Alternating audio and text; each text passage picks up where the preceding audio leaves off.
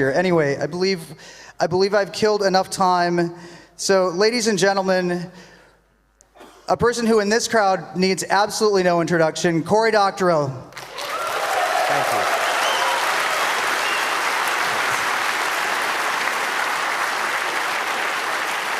Thank you. So when I speak in places where the first language of the nation is not English, there is a disclaimer and an apology, because I am one of nature's fast talkers. When I was at the United Nations at the World Intellectual Property Organization, I was known as the scourge of the Simultaneous Translation Corps. I would stand up and speak and turn around, and there would be window after window of translator, and every one of them would be doing this. So in advance, I give you permission when I start talking quickly to do this, and I will slow down. So tonight's talk,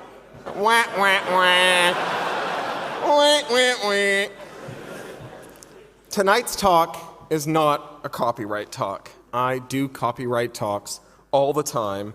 Questions about culture and creativity are interesting enough, but to be honest, I'm quite sick of them. If you want to hear freelance writers like me bang on about what's happening to the way that we earn our living, by all means, go and find one of the many talks I've done on this subject on YouTube. But tonight, I want to talk about something more important. I want to talk about general-purpose computers. Because general-purpose computers are, in fact, astounding. So astounding that our society is still struggling to come to grips with them, to figure out what they're for, to figure out how to accommodate them and how to cope with them. Which, unfortunately, brings me back to copyright. Because the general shape of the copyright wars and the lessons they can teach us about the upcoming fights over the destiny of the general-purpose computer are important. In the beginning, we had packaged software and the attendant industry, and we had sneakernet. So we had floppy disks in Ziploc bags or in cardboard boxes, hung on pegs in shops and sold like candy bars and magazines. And they were eminently susceptible to duplication, and so they were duplicated quickly and widely, and this was to the great chagrin of people who made and sold software. Enter DRM 0.96. They started to introduce physical defects to the disks, or started to insist on other physical indicia which the software could check for. Dongles, hidden sectors, challenge response protocols that required that you had physical possession of large, unwieldy manuals that were difficult to copy. And of course, these failed for two reasons. First, they were commercially unpopular, of course, because they reduced the usefulness of the software to the legitimate purchasers while leaving the people who took the software without paying for it untouched. The legitimate purchasers resented the non-functionality of their backups. They hated the loss of scarce ports to the authentication dongles, and they resented the inconvenience of having to transport large manuals when they wanted to run their software. And second, these didn't stop pirates, who found it trivial to patch the software and bypass authentication. Typically, the way that happened is some expert who had possession of technology and expertise of equivalent sophistication to the software vendor itself would reverse engineer the software and release cracked versions that quickly became widely circulated. While this kind of expertise in technology sounded highly specialized, it really wasn't.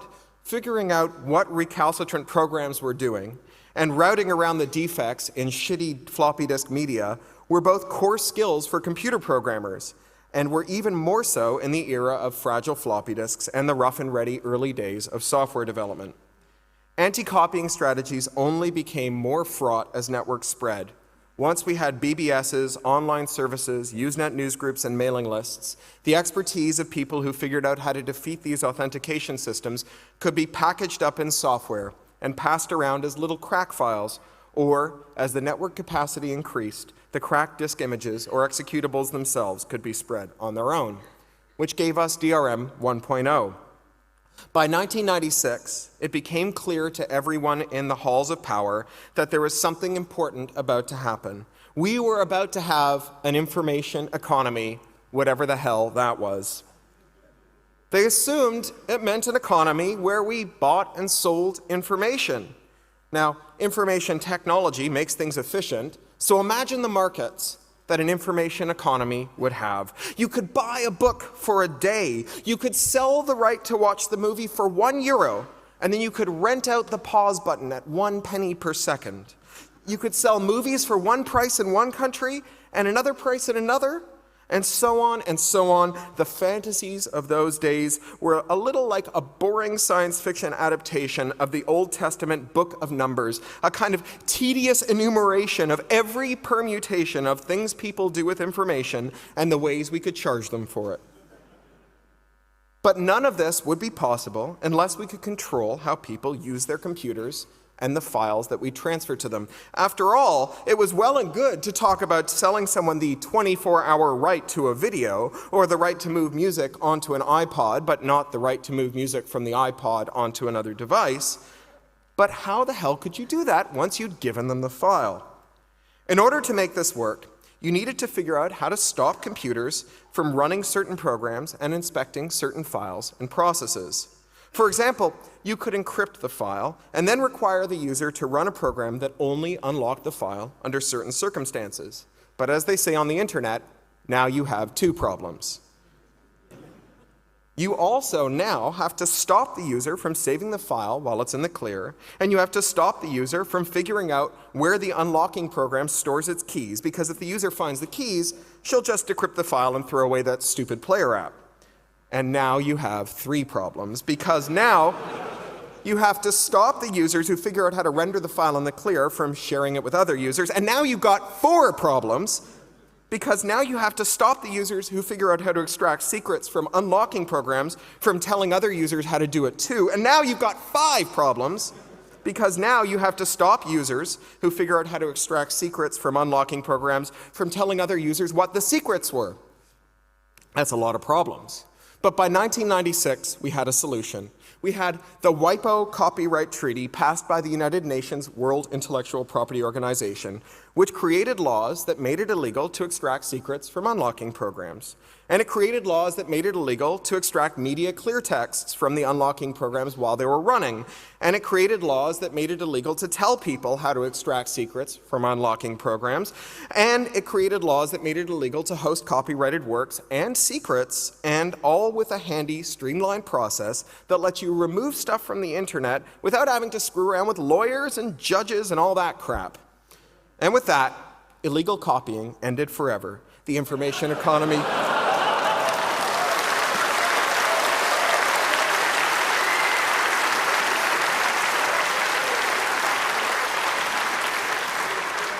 The information economy blossomed into a beautiful flower that brought prosperity to the whole wide world. As they say on the aircraft carriers, mission accomplished. Well, of course, that's not how the story ends, because pretty much anyone who understood computers and networks understood that while these laws would create more problems than they could possibly solve. After all, these were laws that made it illegal to look inside your computer when it was running certain programs. They made it illegal to tell people what you found when you looked inside your computer. They made it easy to censor material on the internet without having to prove that anything wrong had happened. In short, they made unrealistic demands on reality, and reality did not oblige them. After all, copying only got easier following the passage of these laws. Copying will only ever get easier. Here, 2011, this is as hard as copying will get. Your grandchildren will turn to you around the Christmas table and say, "Tell me again, Grandpa, tell me again, Grandma, about when it was hard to copy things in 2011, when you couldn't get a drive the size of your fingernail that could hold every song ever recorded, every movie ever made, every word ever spoken, every picture ever taken, everything, and transfer it in such a short period of time you didn't even notice it was doing it. Tell us again when it was so stupidly hard to copy things back in 2011. And so reality asserted itself, and everyone had a good laugh over how funny our misconceptions were when we entered the 21st century, and then a lasting peace was reached with freedom and prosperity for all. Well, not really. Because, like the nursery rhyme lady who swallows a spider to catch a fly and then has to swallow a bird to catch the spider and a cat to catch the bird and so on, so must a regulation that has broad general appeal but is disastrous in its implementation beget a new regulation aimed at shoring up the failure of the old one. Now, it's tempting to stop the story here and conclude that the problem is that lawmakers are either clueless or evil, or possibly evilly clueless, and just leave it there, which is not a very satisfying place to go because it's fundamentally a counsel of despair. It suggests that our problems cannot be solved for so long as stupidity and evilness are present in the halls of power, which is to say they will never be solved. But I have another theory about what's happened. It's not that regulators don't understand information technology, because it should be possible to be a non-expert and still make a good law. MPs and congressmen and so on are elected to represent districts and people, not disciplines and issues. We don't have a member of parliament for biochemistry, and we don't have a senator from the great state of urban planning, and we don't have an MEP from child welfare. But perhaps we should. And yet those people who are experts in policy and politics and not technical disciplines nevertheless often do manage to pass good rules that make sense, and that's because government relies on heuristics, rules of thumb about how to balance out expert input from different sides of an issue. But information technology confounds these heuristics. It kicks the crap out of them in one important way, and this is it. One important test of whether or not a regulation is fit for purpose is first whether, of course, it will work, but second of all, whether or not in the course of doing its work, it will have lots of effects on everything else. If I wanted Congress or Parliament or the EU to regulate a wheel, it's unlikely I'd succeed. If I turned up and said, well, everyone knows wheels are good and right, but have you noticed that every single bank robber has 4 wheels on his car when he drives away from the bank robbery? Can't we do something about this? The answer would, of course, be no. Because we don't know how to make a wheel that is still generally useful for legitimate wheel applications, but useless to bad guys. And we can all see that the general benefits of wheels are so profound that we'd be foolish to risk them in a foolish errand to stop bank robberies by changing wheels. Even if there were an epidemic of bank robberies, even if society were on the verge of collapse thanks to bank robberies, no one would think that wheels were the right place to start solving our problems. But if I were to show up in that same body to say that I had absolute proof that hands-free phones were making cars dangerous, and I said, I would like you to pass a law that says it's illegal to put a hands-free phone in a car, the regulator might say, yeah, I take your point, we'll do that. And we might disagree about whether or not this is a good idea or whether or not my evidence made sense, but very few of us would say, well, once you take the hands-free phones out of the car, they stop being cars. We understand that we can keep cars cars even if we remove features from them. Cars are special purpose, at least in comparison to wheels, and all that the addition of a hands-free phone does is add one more feature to an already specialized technology. In fact, there's the heuristic that we can apply here. Special purpose technologies are complex, and you can remove features from them without doing fundamental disfiguring violence to their underlying utility. This rule of thumb serves regulators by and large, but it is rendered null and void by the general purpose computer and the general purpose network, the PC and the internet. Because if you think of computer software as a feature, that is, a computer with spreadsheets running on it has a spreadsheet feature, and one that's running World of Warcraft has an MMORPG feature, then this heuristic leads you to think that you could reasonably say, make me a computer that doesn't run spreadsheets, and that it would be no more an attack on computing than make me a car without a hands-free phone is an attack on cars. And if you think of protocols and sites as features of the network, then saying, fix the internet so that it doesn't run BitTorrent, or fix the internet so that the piratebay.org no longer resolves, it sounds a lot like change the sound of busy signals, or take that pizzeria on the corner off the phone network, and not like an attack on the fundamental principles of internetworking. Not realizing that this rule of thumb that works for cars and houses and every other substantial area of technological regulation fails for the internet does not make you evil, and it does not make you an ignoramus. It just makes you part of that vast majority of the world for whom ideas like Turing complete and end-to-end are meaningless. So our regulators go off and they blithely pass these laws, and they become part of the reality of our technological world. There are suddenly numbers that we aren't allowed to write down on the internet, programs we're not allowed to publish, and all it takes to make legitimate material disappear from the internet is to say that infringes copyright. It fails to attain the actual goal of the regulation. It doesn't stop people from violating copyright, but it bears a kind of superficial resemblance to copyright enforcement. It satisfies the security syllogism. Something must be done, I am doing something, something has been done. And thus, any failures that arise can be blamed on the idea that the regulation doesn't go far enough, rather than the idea that it was flawed from the outset. This kind of superficial resemblance and underlying divergence happens in other engineering contexts.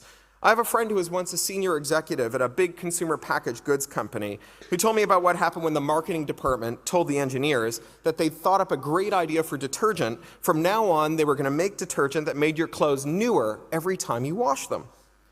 Well, after the engineers had tried unsuccessfully to convey the concept of entropy to the marketing department, they arrived at another solution.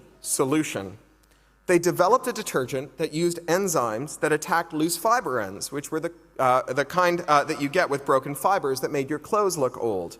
So every time you washed your clothes in the detergent, they would look newer. That was because the detergent was literally digesting your clothes. Using it would cause your clothes to literally dissolve in the washing machine.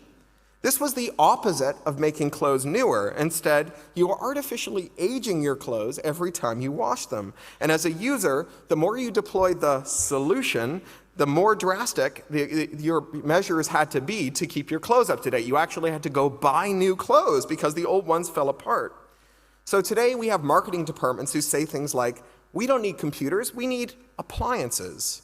Make me a computer that doesn't run every program, just a program that does this specialized task, like streaming audio or routing packets or playing Xbox games, and make sure it doesn't run programs that I haven't authorized that might undermine our profits. And on the surface, this seemed like a reasonable idea. Just a program that does one specialized task, like streaming, after all, we can put an electric motor in a blender, and we can install a motor in a dishwasher, and we don't worry about whether it's still possible to run a dishwashing program in a blender. But that's not what we do when we turn a computer into an appliance. We're not making a computer that only runs the appliance app. We're making a computer that can run every program, but which uses some combination of rootkits, spyware, and code signing to prevent the user from knowing which processes are running, from installing her own software, and from terminating processes that she doesn't want. In other words, an appliance is not a stripped-down computer. It is a fully functional computer with spyware on it out of the box.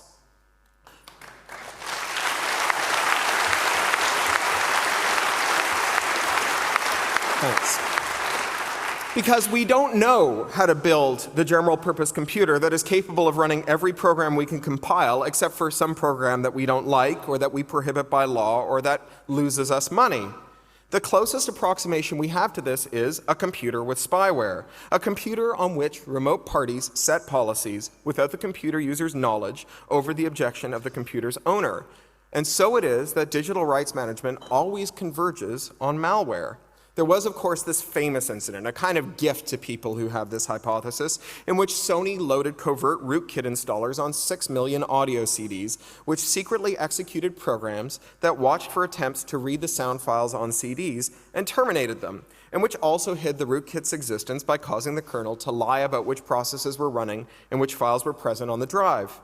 But it's not the only example. Just recently, Nintendo shipped the 3DS, which opportunistically updates its firmware and does an integrity check to make sure that you haven't altered the old firmware in any way, and if it detects signs of tampering, it bricks itself.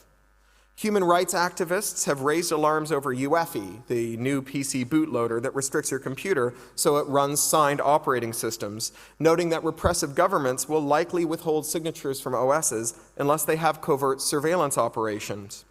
And on the network side, attempts to make a network that can't be used for copyright infringement always converges with the surveillance and control measures that we know from repressive governments. So SOPA, the American-US Stop Online Piracy Act, bans tools like DNSSEC because they can be used to defeat DNS blocking measures. And it bans tools like Tor because they can be used to circumvent IP blocking measures.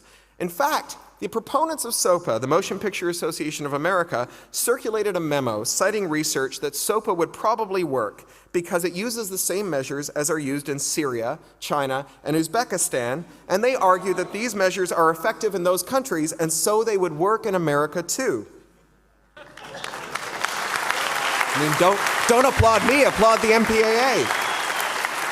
Now, it may seem like SOPA is the end game in a long fight over copyright and the internet, and it may seem like if we defeat SOPA, we'll be well on our way to securing the freedom of PCs and networks. But as I said at the beginning of this talk, this isn't about copyright, because the copyright wars are just the 0.9 beta version of the long coming war on computation. The entertainment industry were just the first belligerents in this coming century-long conflict. We tend to think of them as particularly successful. After all, here is SOPA trembling on the verge of passage and breaking the internet on this fundamental level in the name of preserving top 40 music, reality TV shows, and Ashton Kutcher movies. But the reality is that copyright legislation gets as far as it does precisely because it's not taken seriously. Which is why, on the one hand, Canada has had parliament after parliament introduce one stupid copyright law after another, but on the other hand, parliament after parliament has failed to actually vote on the bill. It's why we got SOPA, a bill composed of pure, stupid, pieced together molecule by molecule into a kind of stupidite 250 that is normally only found in the heart of a newborn star. And it's why this rush through SOPA hearings had to be adjourned midway through the Christmas break so that lawmakers could get into a real, vicious, nationally infamous debate over an important issue, unemployment insurance. It's why the World Intellectual Property Organization is gulled time and again into enacting crazed, pig-ignorant copyright proposals, because when the nations of the world send their UN missions to Geneva, they send water experts, not copyright experts. They send health experts, not copyright experts. They send agriculture experts, not copyright experts, because copyright is just not important to pretty much everyone.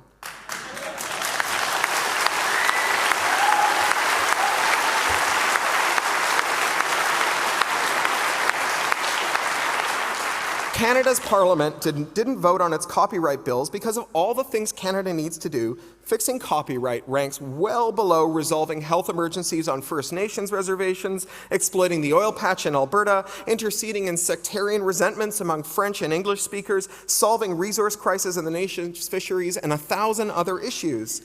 The triviality of copyright tells you that when other sectors of the economy start to evince concerns about the internet and the PC, the copyright will be revealed for a minor skirmish and not a war.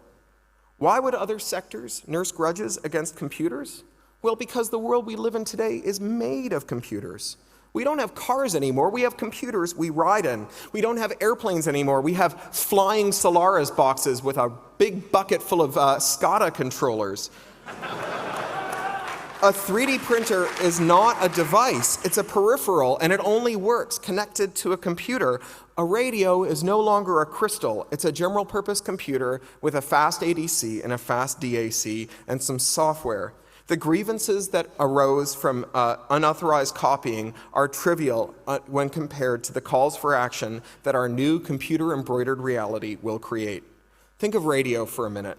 The entire basis for radio regulation up until today was based on the idea that the properties of radio are fixed at the time of manufacture and can't be easily altered. You can't just flip a switch on your baby monitor and turn it into something that interferes with air traffic control signals. But powerful software-defined radios can change from baby monitor to emergency services dispatcher to air traffic controller just by loading and executing different software. Which is why the first time the American telecoms regulator, the FCC, considered what would happen when we put SDRs in the field, they asked for comment on whether it should mandate that all software-defined radios should be embedded in trusted computing machines. Ultimately, whether every PC should be locked so that the programs they run are strictly regulated by central authorities. And even this is a shadow of what is to come. After all, this was the year in which we saw the debut of open-sourced shapefiles for converting AR-15s to full automatic. This was the year of crowd-funded open-sourced hardware for gene sequencing. And while 3D printing will give rise to plenty of trivial complaints, there will be judges in the American South and mullahs in Iran who will lose their minds over people in their jurisdiction printing out sex toys.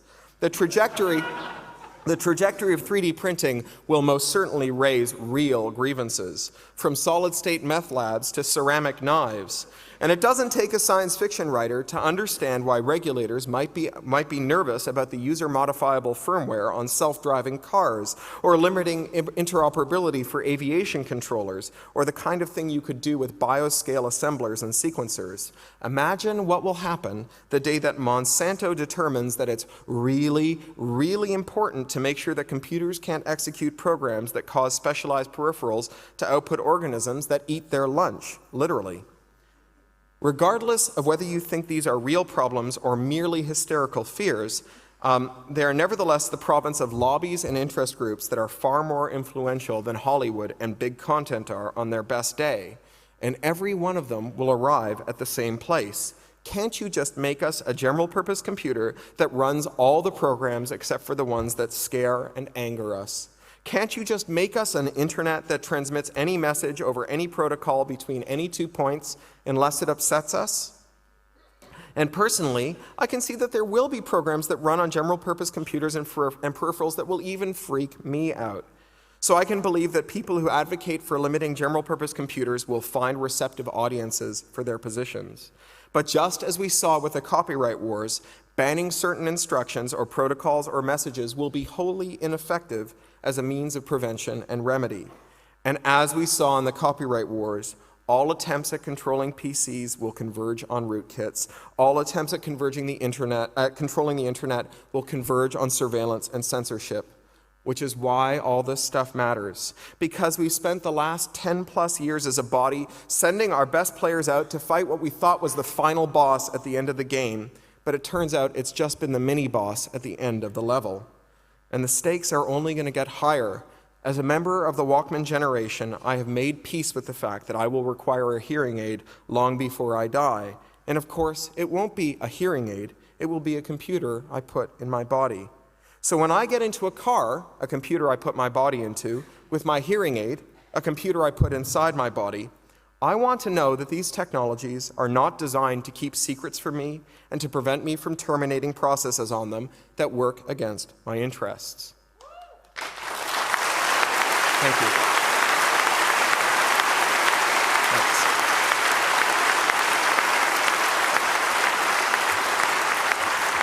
Thank you. So last year, the Lower Merion School District in a middle-class, affluent suburb of Philadelphia found itself in a great deal of trouble because it was caught distributing PCs to its students equipped with rootkits that allowed for remote covert surveillance through the computer's camera and network connection. It transpired that they had been photographing students thousands of times at home and at school, awake and asleep, dressed and naked. Meanwhile, the latest generation of lawful intercept technology can covertly operate cameras, mics, and GPSs on PCs, tablets, and mobile devices. Freedom in the future will require us to have the capacity to monitor our devices and set meaningful policy on them, to examine and terminate the processes that run on them, to maintain them as honest servants to our will, and not as traitors and spies working for criminals, thugs, and control freaks. Now, we haven't lost yet, but we have to win the copyright wars to keep the internet and the PC free and open. Because these are the materiel in the wars that are to come, we won't be able to fight on without them. And I know this sounds like a counsel of despair, but as I said, these are early days. We have been fighting the mini-boss, and that means great challenges are yet to come. But like all good level designers, fate has sent us a soft target to train ourselves on.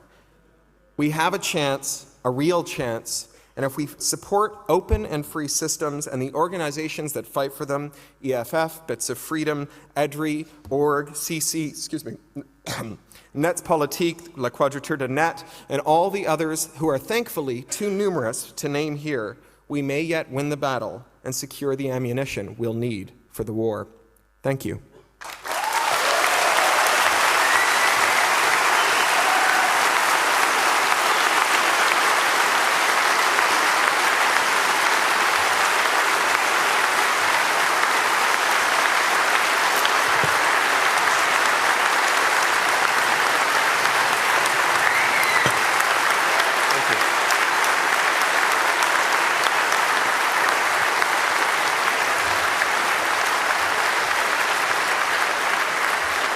So either questions or long rambling statements followed by what do you think of that? Yeah. Any questions? If you have questions, can you go to the microphones that are in the aisles here and just ask away? If you form a neat, orderly line, we'll go, left, right, left, right. So if you game this out all the way to the end, you end up with a situation where either the censorship people have to outlaw von Neumann and Harvard architectures and replace them with something that's not a universal Turing machine, or they lose, full stop. I mean, and there's a big spectrum in between the two. Don't let me distract from that. I mean, you know, I'm talking about the very, very last bastion line of freedom there. Do you think a bunch of assholes that don't even understand how DNS works are going to be willing to shoot themselves in the head that hard? So I guess my answer is that the fact that it's not that, you know, for example, the fact that there's no such thing as witchcraft didn't stop them from burning a lot of witches. Right. So, you know, by the same token, I think the ineffectiveness of the remedy is actually even worse for us, right? Because this is like the 5-year plan that produces no wheat, that yields an even more drastic 5-year plan that also produces no corn, right? I mean, this will make them angrier and cause them to expand the scope of the regulation. You know, the beatings will continue until morale improves, as the T-shirt goes, right? So that's actually my worry. I think if they saw some success, they might actually back off. The fact that this will be a dismal failure over and over and over again, the fact that terrorists will continue to communicate terrorist messages and child pornographers will continue to communicate child pornographic messages and so on, will just make them try harder at ineffective remedies.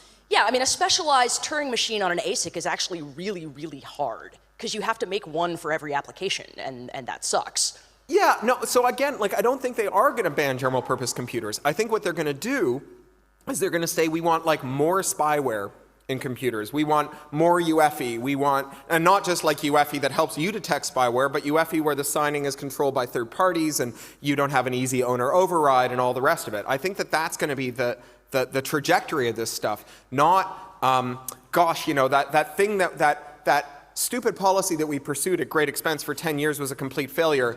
We should admit it and move on. I think that the answer is going to be, oh my God, you know, look at what idiots we look like. We can't possibly admit defeat. You know, see the war on drugs.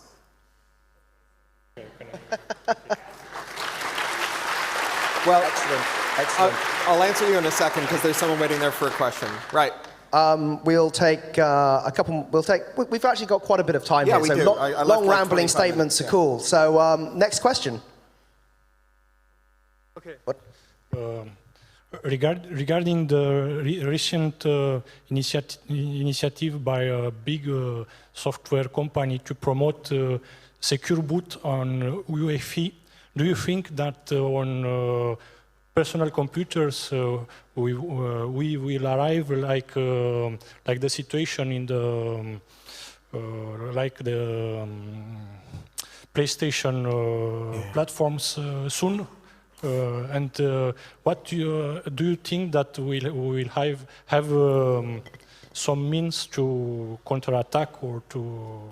Yeah, so the question is really, is UEFI going to be a means of freezing out alternative operating systems on the desktop? And I kind of feel like kind of technocratic, well-educated, Western, Northern, middle-class people are always going to be able to figure out how to get around this stuff.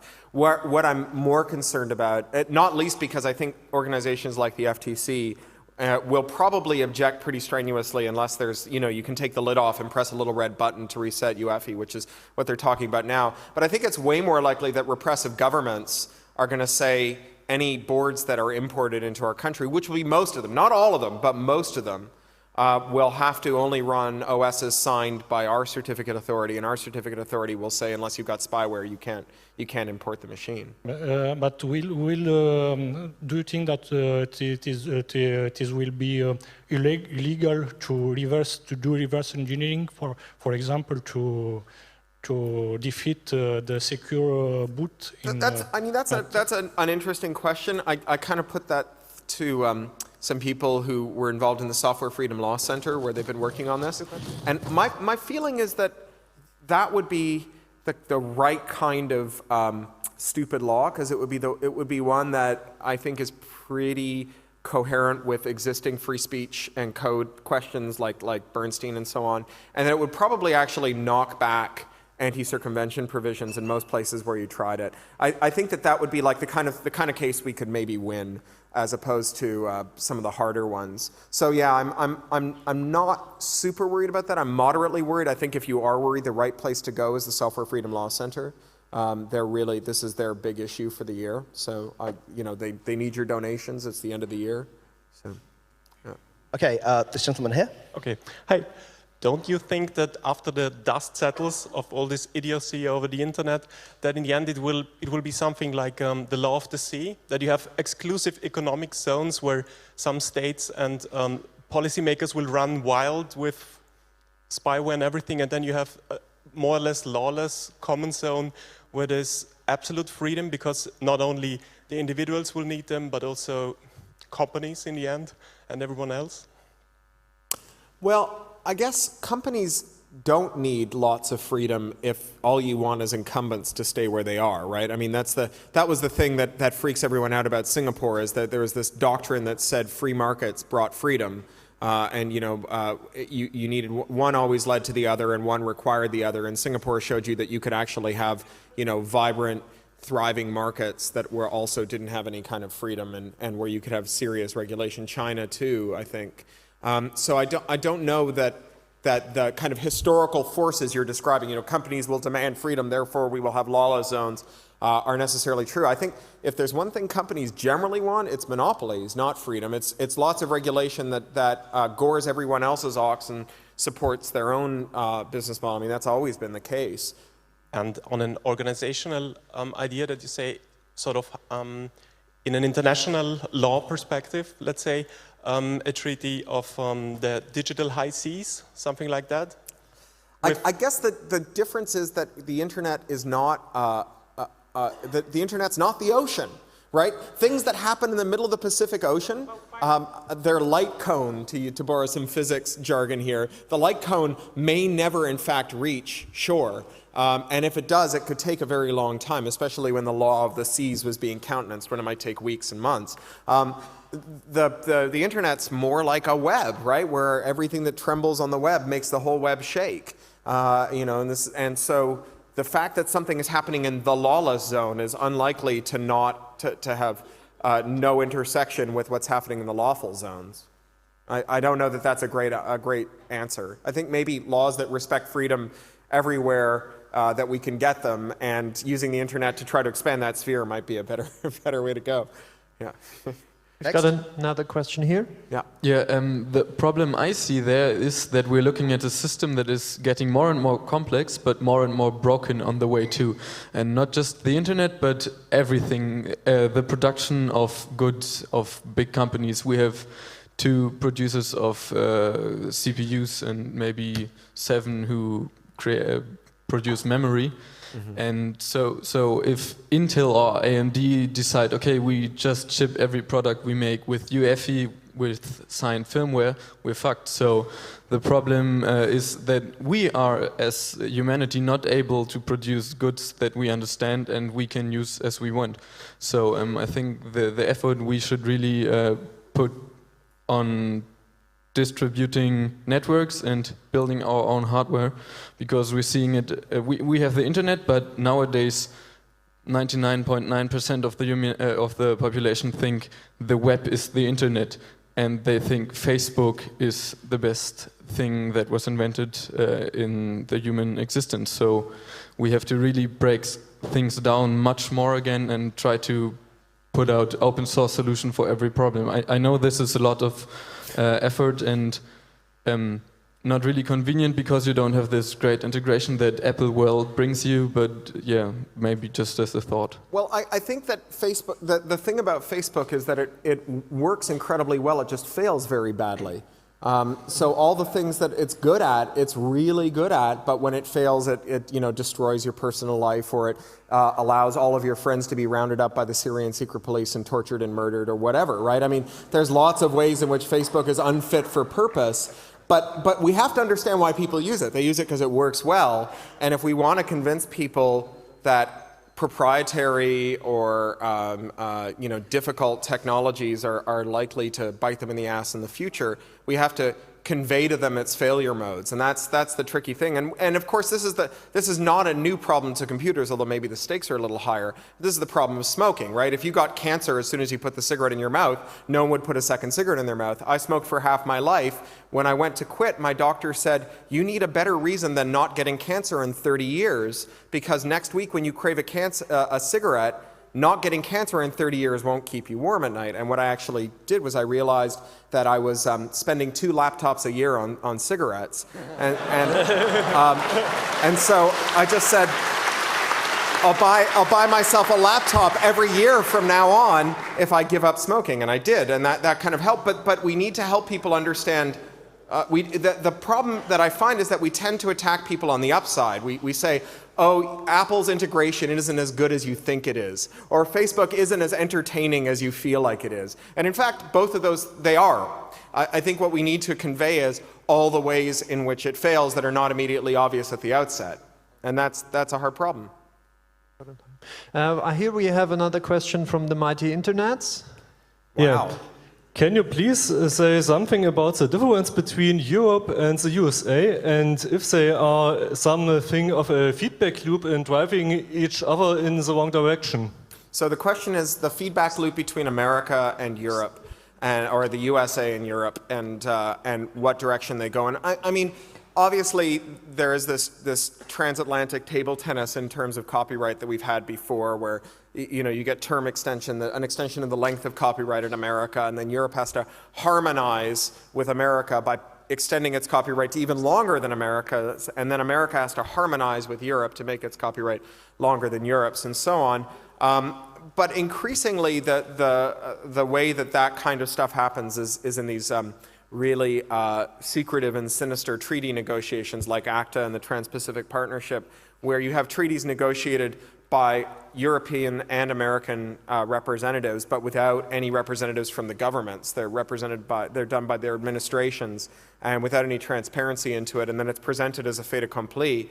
And in that way, I think that there's not much difference, because they're both getting shitty laws in the same way now. They're coming out of the same source. And they're not really American companies. I mean, EMI is technically kind of a British company, and Bertelsmann is technically a German company, and Holtzbrinck is technically a German company, and Holtzbrinck is too, and so on and so forth. Sony is technically Japanese, right? Okay, we've got another question from the audience. Yeah, so you had quite a few questions. I'm your rambling guy for today. Short. I really like the analogy of the 5-year plan and the next 5-year plan and the next 5-year plan, because I come from Poland and we know how the 5-year plans in Poland went. Right. So I have this feeling that those 5-year plans will probably end up just like they ended up in Poland. That's where what you think about that goes. Yeah. So, and that's probably an extension of what this gentleman over here said when I finished a little out of turn, which was, if this has the trajectory of the drug war, where the hell are we going to end up? Because obviously the drug war has been a disaster, continues to be a disaster, and shows no sign of receding from its disastrousness. And the difference is that although, I guess there are people who would argue that drugs deliver a certain bit of the solution to their own problem. In other words, once you've taken the right drugs, you no longer see the problem with drugs. I mean, and I don't mean that sarcastically. I mean, all due respect to my friends on the drug legalization side and the idea of cognitive liberty and the rest of it, but it's not the same way that computers hold the key to unlocking computers, because what computers do, what networks do, is they make it cheaper and easier for us to do things together. So, in contrast to and with respect to my friend Evgeny Morozov, in contrast to the things that he says, I'm much more optimistic about what computers can do for justice struggles, because by definition, people in charge have already figured out how to coordinate their actions, right? That's how they got to be in charge. So giving them technology to make them better coordinated is a small incremental improvement, whereas people who are oppressed, by definition, have no capacity to steer the state and work collectively. Adding the capacity to work collectively to people who are at the bottom is a phase change for them in a way that it's not. It's a difference in kind and not just a difference in degree. And so I think that computers and networks allow us to do stuff together that we could never have done before. And the more computers and networks we get, the more things we can do together with them. You know, there was this kind of tedious thing that happened about 6 or 8 months ago whenever I mentioned the word anonymous in public. I would say, anonymous is a group that, and someone would come along and go, they're not a group.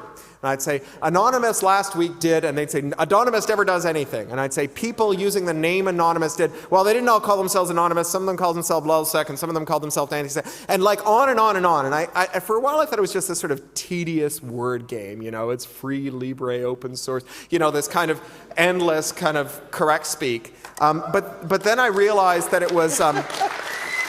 But then I realized that it was actually because Anonymous and many other new kinds of institutions that we've seen in the last year are novel, that we don't actually have a vocabulary. There's something new on this earth, this kind of affinity organization that doesn't have the same hierarchical structures, even if there are pockets of leadership the way that there are with Anonops or with bits of Occupy being spokespeople or coordinators, that it's not anything like what these institutions would have been 10 or 20 years ago. You couldn't have had anything on the scale of Occupy, you know, simultaneous coordinated actions in cities all over the world. You couldn't possibly have had that without a big sort of military-style command and control organization prior to the network, prior to the internet. And so we lack a vocabulary to describe them. We lack a vocabulary even to think about them in some ways. So we say, oh, Occupy doesn't have a set of unitary goals, they must not be serious. What's interesting is that prior to this, assembling a big organization without first agreeing on your goals was cosmically insane, because you'd put all this energy into organizing, and then it would turn out that you weren't all there for the same reason. You'd have to all go home again. And now what we can do is we can all get together and figure out the stuff that we agree on, you know, our minimum common agreement, our TCP/IP of protest. And then we can work on that stuff, and then when we come to some stuff that we don't agree on, we can all go off and have a different Occupy over there to do that stuff, because the organizing itself has been cheap. It's no longer the case that the job of an activist is 98% stuffing envelopes and 2% figuring out what to put in them. Now we get the envelope stuffing for free, and we get to spend 100% of our time figuring out how to do stuff together. And so I do think that there is hope, because the terrain is not the same as the terrain in the war on drugs. Okay, we've got like, where are we? We've got like 10 minutes here, so I'm going to ask Corey. Corey, we've got like 10 minutes. I think that's like 5 questions. So why don't we take like 3 questions, then I'll answer as many of them as I can. Okay, cool. All right, so on the right-hand side, this gentleman here. Okay, so I think it might become harder to influence the minds in government in the right direction, because we are sending mixed signals. On the one hand, we're talking about how they should chill and lay off the DRM and, you know, copyright war, while on the other hand, we are creating technology like Bitcoin or similar stuff that we don't beat at the money that the lobbyists get. We are creating things that are competing with the Reichsbank and the Fed. And now you're getting the government really pissed. I mean, I'm a big proponent of that. I mean, not the Fed, but Bitcoin or stuff like that. Yeah, what do you think about that? Right. 2 more questions. Okay. Next. Yeah. Okay. I'm not allowed to hold the mic, sorry. Question was general purpose computers versus appliances. You said the threat is mostly by the lawmakers. One guy before went in this direction I'm going. The problem I'm seeing is that we already do have these appliances. Even in this audience, people own iPhones and iPads. We have Kindles at homes, we have PlayStations and Xboxes. The list goes on and on and on. So even we want this stuff because it has good features. You try to answer in this direction. I was curious if you have anything more to say. Yeah. I think this is more of the problem. Okay, and then one last more. question, and then I'll try and answer them all in one go. Okay, do you think a movement will develop to change the moral perception of computing, like DARE, to make us feel bad about computing? And do you think hypocrisy develop among powerful people to say, well, when I was young, I programmed a computer, but I didn't inhale? All right.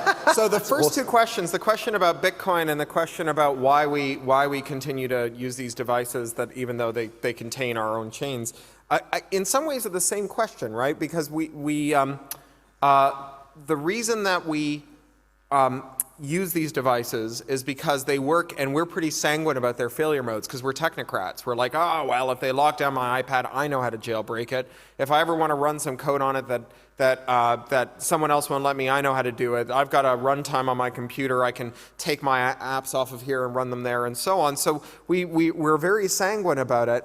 And so we tend not to worry that the consequences are going to come up and bite us in the ass. But that's not all that different from lots of other ways in which people tend to overestimate their immortality. I mean, I felt that way. You know, I bought DRM Media once. I once bought thousands of dollars worth of Audible books over the period of several years. And it wasn't until I switched to an operating system that Audible didn't have a player for that I realized that I was going to have to spend a month running 2 PowerBooks all the time through an audio capture app to get all this audiobooks out of the proprietary wrapper and into something I could play back. And then I went, oh my God, I'm an idiot. But I was also a smoker, right? And I also sometimes forget to put on my seatbelt. I mean, there's lots of ways in which we do this. And if we have to be pure in order to fight, then we'll probably never succeed. I mean, we have to admit that we live in the world and we sometimes either make mistakes or misjudge consequences or just do the thing that's most convenient, and that's how life goes. The question about whether or not it's wise to piss them off while we're fighting them, you know, I don't think they could be any more afraid of the internet. I don't think that like that the thing that they most fear is Bitcoin. I think the thing that they most fear is all the disruption that arises from the internet. And Bitcoin's not the major disruptive application of the internet of the last several years. That it's things like Amazon and it's things like automated high-speed trading and so on. All these things that are kind of legitimate Fortune 100 halls of power stuff that has been most disruptive and that has got people running around like headless chickens. It's not, you know, Bitcoin is just a thing over on the side. Anyone, the number of people in the halls of power who understand it is minuscule, and the number who take it seriously is a fraction of them. You know, and that's even true of cryptographers, not just people in the halls of power. And then the last question was, will there be a dare to stop using computers movement in the future? I think we've already got it now, don't we? Don't we have, I once I write young adult novels sometimes as well as novels for adults. And I did the young adult breakfast at the American Library, or at the Book Expo America, which is a big book expo show in America where all the booksellers come. And they have all the young adult booksellers show up, and they have a celebrity come and introduce the 3 young adult writers who are there, and our celebrity that year was the Duchess of York, Sarah Ferguson. Oh, no. And I didn't know this, but Sarah Ferguson writes novels about how the whole world sucks and you need to shelter your children from them. You know, strangers are bad, video games are bad, and so on and so forth. So she was introduced around to us, and she said, and what's your book about, Mr. Doctor? And I said, well, it's a book about kids who play video games and use it to win their freedom. And she said, oh, you like video games then? And I was like, yeah, my wife used to play Quake for England. I love video games. And, you know, there's already lots of people who think computers are terrible and bad for us and will destroy our lives. I don't think we have to wait for the future for that. I think it's here. Anyway, thank you all very much. Thank you very much.